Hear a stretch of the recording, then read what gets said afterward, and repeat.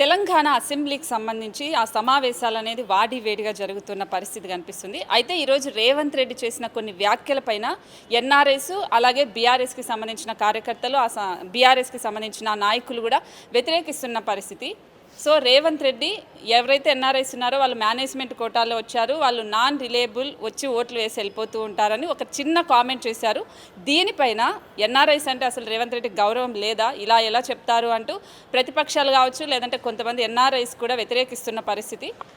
ప్రస్తుతం మనతో పాటు యూకే అక్కడ నంగి బాచిరెడ్డి గారు అక్కడ యూకేలో ఉన్నారు. తను ఒక ఎన్ఆర్ఐ, తను ప్రస్తుతం మనతో పాటు ఉన్నారు. మరి తను ఎలా స్పందిస్తున్నారు అనేది కూడా అడిగి తెలుసుకుందాం. హాయ్ అండి. హలో. సో రీసెంట్గా జస్ట్ 2-3 గంటల ముందే రేవంత్ రెడ్డి ఎన్ఆర్ఎస్కి సంబంధించి ఒక వ్యాఖ్యలు చేశారు. వాళ్ళు నాన్ రిలేబుల్ వచ్చి ఓట్లు వేసిపోతూ ఉంటారు మేనేజ్మెంట్ కోటాలో అని. దీనిపైన మీరేం చెప్తారు? రేవంత్ రెడ్డి గారు అసెంబ్లీలో ఈరోజు మాట్లాడింది ఏంటంటే, నాన్ రిలేబుల్ ఇండియన్ అంటే ఎన్ఆర్ఐ కోటలో టికెట్ తెచ్చుకొని గెలిచి ఈరోజు ఇక్కడికి వచ్చిండ్రు అని చెప్పి అప్పుడున్న 2009 ఎలక్షన్స్ టైంలో సిరిసిల్ల కాన్స్టిట్యున్సీ నుంచి కేటీఆర్ గారు ఎన్ఆర్ఐ కోటలో టికెట్ తెచ్చుకొని గెలిచి ఈరోజు ఇక్కడ మీరు అడుగుపెట్టారని చెప్పి మాట్లాడినది తప్ప ఎన్ఆర్ఐల గురించి ఉద్దేశించి మాట్లాడింది కాదు. అది మీరు ఫస్ట్ తెలుసుకోండి. అది ఎన్ఆర్ఐలను ఉద్దేశించి మాట్లాడింది కాదు. ఎన్ఆర్ఐలకు కాంగ్రెస్ ఎప్పుడు పెద్దపీట వేస్తుంది. గతంలో కూడా మనకు గల్ఫ్ ఎన్ఆర్ఐ సెల్ కార్పొరేషన్ అంటే గల్ఫ్లో కార్పొరేషన్ లాస్ట్ టైం 2018 ఎలక్షన్లో గల్ఫ్ కార్పొరేషన్ 500 కోట్లతోటి కేటాయించిన ప్రభుత్వం అది కాంగ్రెస్ ప్రభుత్వం. కాంగ్రెస్ ప్రభుత్వం ఎప్పటికైనా ఎన్ఆర్ఐలకు పెద్దపీట వేస్తుంది. ఇప్పుడు అంటే అంతకుముందు ప్రభుత్వం కేసీఆర్ గారు గల్ఫ్ కార్పొరేషన్ ఏర్పాటు చేస్తాము అది ఇదని చెప్పారు. ఇప్పటివరకు గల్ఫ్ కార్పొరేషన్ ఏర్పాటు చేయలేదు.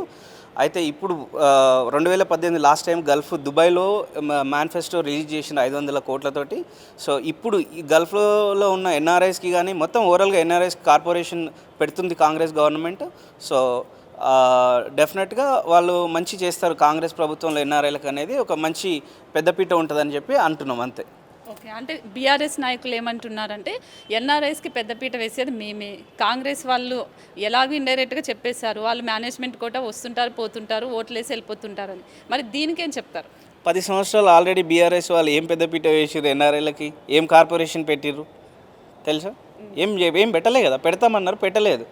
ఇప్పటివరకు కేసీఆర్ గారు కార్పొరేషన్ పెడతా అన్నారు, గల్ఫ్ కార్పొరేషన్ ఇప్పటివరకు పెట్టలే కదా. అంటే కొంతమంది ఎన్ఆర్ఐస్ దీన్ని ఇంకొకలాగా మిస్అండర్స్టాండ్ చేసుకునే పరిస్థితి కూడా ఉంటుంది. వాళ్ళకేం చెప్తారు? దేని గురించి మిస్అండర్స్టాండ్ చేసుకుంటారు? ఇలా కాంగ్రెస్కి సంబంధించి రేవంత్ రెడ్డి ఈ వ్యాఖ్యలు చేశారు కదా, ఓకే మీరు అర్థం చేసుకున్నారు చెప్పారు, బట్ కొంతమంది ఉంటారు కదా వాళ్ళకేం చెప్తారు? రేవంత్ రెడ్డి గారు ప్రస్తావించింది ఈరోజు ఓన్లీ సిరిసిల్ల కాన్స్టిట్యున్సీ ఎన్ఆర్ఐ కోటలో కేటీఆర్ గారు టికెట్ తెచ్చుకొని పోటీ చేసి ఈరోజు ఎన్ఆర్ఐ కోటలో వచ్చిన వ్యక్తి మీరు అని చెప్పి కేటీఆర్ గారిని విమర్శించారు. అంటే అక్కడ కేటీఆర్ గారికే వర్తిస్తుంది. మేబీ ఇది కరెక్ట్. వాస్తవానికి కూడా కేటీఆర్ నాన్ రిలేబుల్ ఇండియన్ అంటే ఆయన యూఎస్కే సెట్ అవుతాడు, ఇండియాకి ఏం సెట్ కాడు. ఇండియాలో చేసేది ఏం లేదు కేటీఆర్.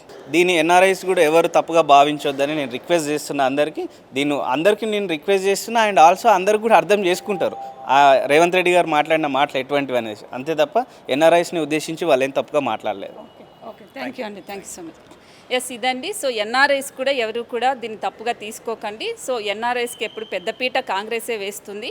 సో బీఆర్ఎస్ కావచ్చు లేదంటే ప్రతిపక్షాలు దాన్ని ఒక రాజకీయ కోణంలాగా చూస్తూ ఉంటారు అనేది ఎన్ఆర్ఐస్ చెప్తున్న పరిస్థితి. కెమెరా పర్సన్ సాయితో స్వప్నిక, పబ్లిక్ కోర్ట్ నుంచి.